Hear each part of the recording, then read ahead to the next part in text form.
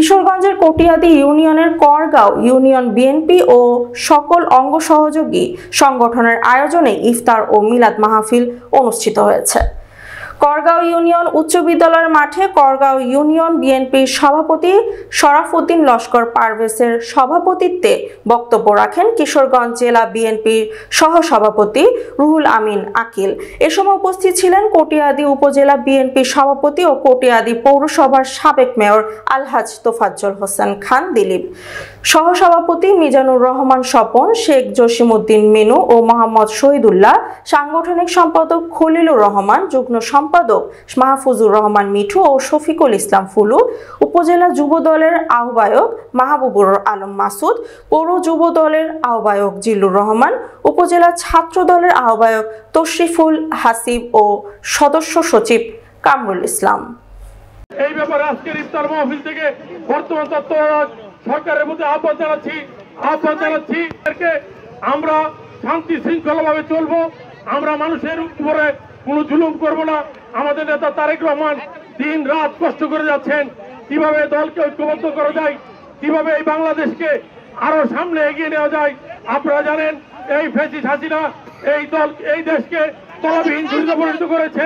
প্রায় 10 লক্ষ কোটি টাকা লুট করে বাংলাদেশ থেকে পাচার করে রাতের আধারে ছাত্র জনতার তুপের মুখে আমরা দুই ভাই মিলে এই কটিয়াদি থানা বিএনপিকে সুসংগঠিত করব।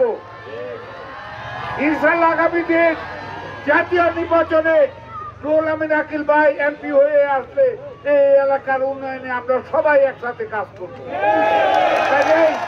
আপনাদের সকলের সহযোগিতা চাই, কোনো দ্বিধা নাই, দ্বন্দ্ব নাই। আমার কথা হলো আগামী দিন যারা এই শেখ হাসিনার জুলুম নিপীড়নের মধ্যে রাজনীতি করে নিজের জীবনকে বাজি রেখে কাজ করেছেন, তার মধ্যে তো আমরা রুহুল আমিন আকিল সাহেব ছাড়া আর কেউ দেখি না। হ্যাঁ, আর অন্যরা যারা এখন আকাশ থেকে, ঢাকা থেকে, সে সিঙ্গাপুর থেকে, লন্ডন থেকে এসে যে ভাষণ দিচ্ছেন, আমরা তো জনগণের পাশে তাদেরকে দেখি নাই।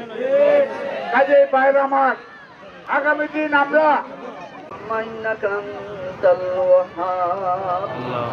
اللهم رب ارحمهما كما ربياني صغيرا الله يا اول الاولين يا اخر الاخرين আয় আল্লাহ, পবিত্র রমজানুল আপনার শাহী দরবারে হাত বাড়াইছি মওলা।